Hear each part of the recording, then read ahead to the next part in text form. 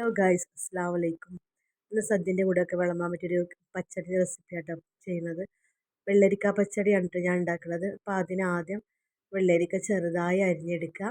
എന്നിട്ടൊരു ചട്ടി അടുപ്പത്ത് വെച്ചിട്ട് അതിലേക്ക് ഇട്ട് കൊടുത്തിട്ട് ഉപ്പും വെള്ളം ഒഴിച്ചിട്ട് വേവിച്ചെടുക്കുക കേട്ടോ. അത് വേവുന്ന സമയം കൊണ്ട് നമുക്ക് അരപ്പ് റെഡിയാക്കാം. അതിന് വേണ്ടി ഒരു മിക്സിയുടെ ജാറിലേക്ക് അരമുറി തേങ്ങ എടുക്കുക. പിന്നെ 1/2 ടീസ്പൂൺ നല്ല ജീരകം, 2 പച്ചമുളകും കൂടി ഇട്ടിട്ട് നല്ലോണം അരച്ചെടുക്കട്ടോ. 90% അരഞ്ഞ് കഴിയുമ്പോൾ ജാറ് തുറന്നിട്ട് ഒരു 1/2 ടീസ്പൂണ് കടുക് ഇട്ട് കൊടുക്കുക.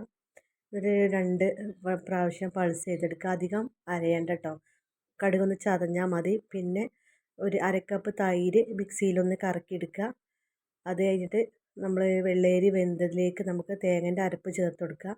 ചേർത്തെടുത്തിട്ട് നല്ലോണം ഒന്ന് തിള വരുമ്പോൾ മിക്സിയിൽ കറക്കിയെടുത്ത തൈര് ചേർത്ത് കൊടുക്കുക കേട്ടോ. തൈര് ചേർത്ത് കഴിഞ്ഞാൽ തിളക്കാൻ പാടില്ല, ചൂടായാൽ മതി.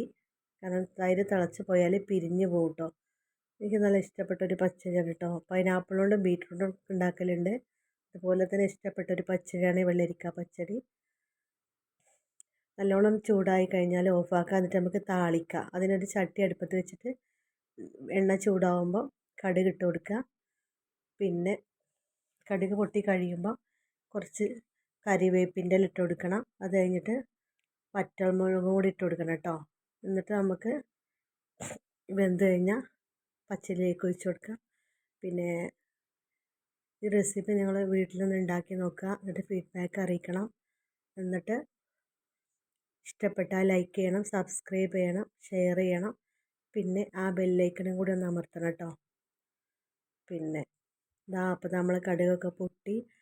എന്നിട്ട് നമുക്കിതാ പച്ചടിയിലേക്ക് ഒഴിച്ച് കൊടുക്കുക. ഇത് നല്ലോണം ഒന്ന് ഇളക്കി കൊടുക്കുക. അപ്പോൾ നിങ്ങൾ ഉണ്ടാക്കൂലേ? Okay, thank U.